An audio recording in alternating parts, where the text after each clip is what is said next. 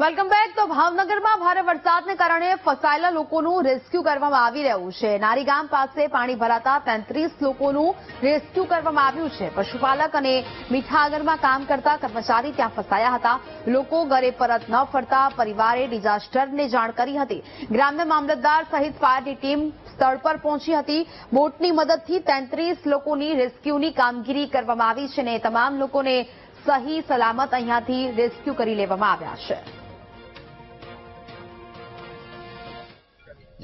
આજે સવારે 8 વાગે મને સ્થાનિક રહીશ ગોપાલભાઈ તરફથી મેસેજ મળેલા કે અહીંયા એમના 3 પશુપાલકો જે રાત્રે ગયેલા છે આવેલા નથી. એ સમાચાર મળતા હું અત્યારે સ્થળ ઉપર 8:30 વાગે આવી ગયેલો અને ત્યાં તપાસ કરતા એ લોકો ત્યાં અંદર ફસાયેલા હતા. પછી ત્યાં અંદર જે એડમાયર સોલ્ટના છે એમના માલિકને પૂછતા માલિકે પણ પોતાના 30 ઓપરેટરો ફસાઈ ગયેલા હોવાનું મને જણાવ્યું.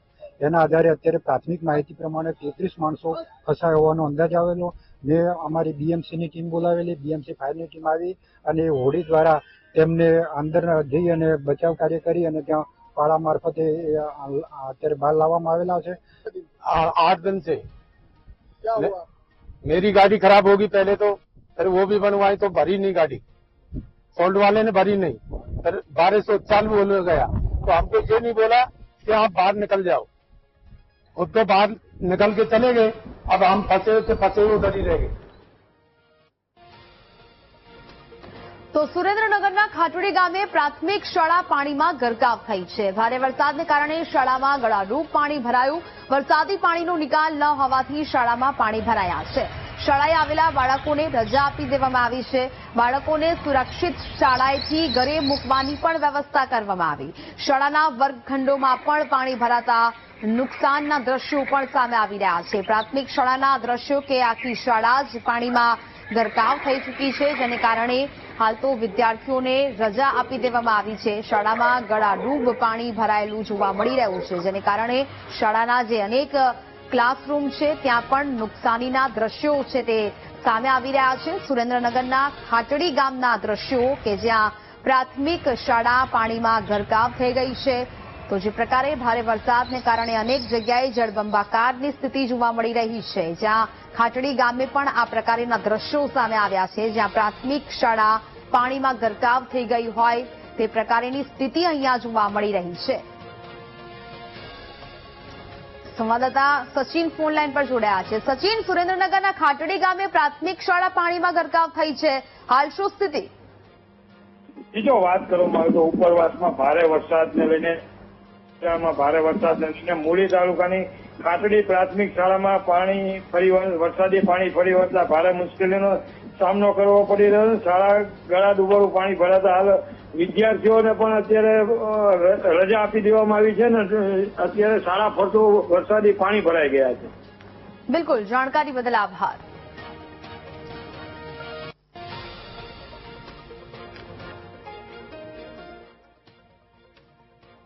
ધંધુકા પંથકમાં ભાદર નદીના ધસમસતા પાણી શહેરમાં ઘૂસ્યા છે. ભાદર કાંઠે આવેલા મેઘાણી સ્મૃતિ ભવનમાં પાણી ભરાયા છે.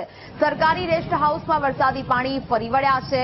અડવાડ, બાજરડા, ત્રાડિયા જવાના માર્ગો પર પાણી ભરાયા છે. એનડીઆરએફની ટીમો પણ 1 કલાક પાણીમાં અટવાઈ હતી. પુનીત મુક્તિધામ પાસેના રહેવાસી વિસ્તારોમાં આ પાણી ઘૂસી ગયા હોવાના દ્રશ્યો સામે આવી રહ્યા છે. સરકારી રેસ્ટ હાઉસ ત્યાં આવેલું છે અને તેમાં પણ આ પાણી ઘૂસી જતા હાલાકીનો સામનો કરવો પડી રહ્યો છે.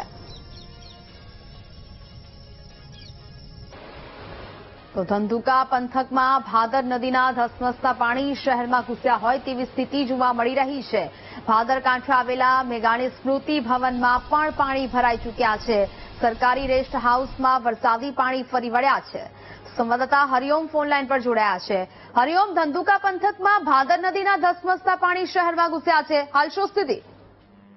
જી હા, ધંધુકા પંથકમાં ગત મોડી રાત્રે ઉપરથી ઉપરવાસમાં થયેલા વરસાદના જે પાણી છોડવામાં આવ્યા હતા તેને કારણે ધંધુકા તાલુકાના 8 ગામોને સાવચેત કરાયા હતા. પરંતુ ધંધુકા શહેરમાં ભાદર નદી 2 કાંઠે વહેતી થતા નદી કાંઠાના ભદ્રેશ્વર મહાદેવ, વણઝારાવાસ, પ્લોટ વિસ્તાર સહિતના વિસ્તારોમાં શેરીઓમાં પાણી ઘૂસ્યા હતા. તો ભાદર નદીના કિનારે આવેલા મેઘાણી સ્મૃતિ ભવનમાં પણ પાણી ઘૂસ્યા હતા અને નવા આરએનબીના સરકારી રેસ્ટ હાઉસમાં પણ પાણી ઘૂસી જતા ભારે હાલાકી દેખાઈ હતી. તો લીંબડી 3 રસ્તા પર પાણીના પ્રવાહ, જે નદીનો પ્રવાહ હતો, તેને ખેંચાઈને રોડ ક્રોસ કરી અને પાણી વહેતા 2-3 કલાક સુધી અહીંયા વાહન વ્યવહાર થંભી ગયો હતો, જેમાં એનડીઆરએફની ટીમ પણ 1 કલાક માટે અહીંયા રોકાવાની ફરજ પડી હતી. ત્યારે ધંધુકાથી ચાળિયા, અડવાળ, બાજરડા અને ત્રાડિયાના માર્ગો પર પણ આ જ પ્રકારે રોડ પરથી પાણી વહી રહ્યા છે. બિલકુલ હરિઓમ, જાણકારી બદલ આપનો આભાર.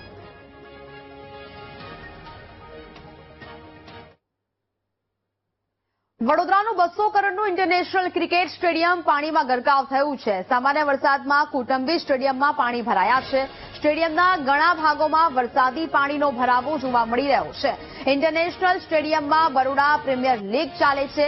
આ સ્ટેડિયમમાં પાણી ભરાતા બીપીએલની 2 મેચ રદ કરવામાં આવી છે. સ્ટેડિયમની નબળી ડ્રેન સિસ્ટમની પોલ ખુલ્લી પડી છે. બરોડા ક્રિકેટ એસોસિએશનના સત્તાધીશોના દાવા જૂઠ્ઠા સાબિત થયા છે. નવા સ્ટેડિયમમાં જાન્યુઆરીમાં ભારત ન્યૂઝીલેન્ડ વનડે રમાશે.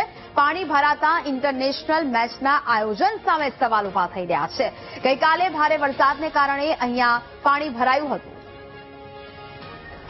સંવાદદાતા માનુ ચાવડા ફોનલાઈન પર જોડાયા છે. માનુ, વડોદરાનું આ 200 કરોડનું ઇન્ટરનેશનલ ક્રિકેટ સ્ટેડિયમ પાણીમાં ગરકાવ થયું છે, શું વિગત?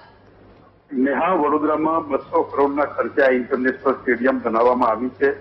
જોકે આ સામાન્ય વરસાદમાં જ કૌટુંબિક સ્ટેડિયમમાં પાણી ભરાઈ ગયું. સ્ટેડિયમના ઘણા ભાગોમાં પાણી ભરાયું અને એના કારણે જે બીપીએલની 2 મેચો છે રદ થવી પડી. ગઈકાલે વરસાદ પડ્યો હતો અને વરસાદની અંદર સ્ટેડિયમમાં પાણી ભરાયું. એ કહેવામાં આવે છે, પરંતુ જે બેકઅપ સિસ્ટમ છે એની પોલ ખુલ્લી પડી ગઈ છે. પાણીનો નિકાલ ન થયો એના કારણે 2 મેચો રદ કરવામાં આવી છે. આ નવા સ્ટેડિયમમાં જાન્યુઆરીમાં ભારત ન્યૂઝીલેન્ડની વનડે મેચ પણ રમાવાય. આવી સ્થિતિમાં જે પાણી ભરાયેલા છે એને લઈને જે આ નિર્માણ છે સ્ટેડિયમનું, એને લઈને અત્યારે સવાલો ઉભા થઈ રહ્યા છે. પાણી ભરાયેલા કારણે અત્યારે બીપીએલની 2 મેચો છે રદ પણ કરવી પડી છે. જી નેહા. બિલકુલ માનુ, જાણકારી બદલ આપનો આભાર.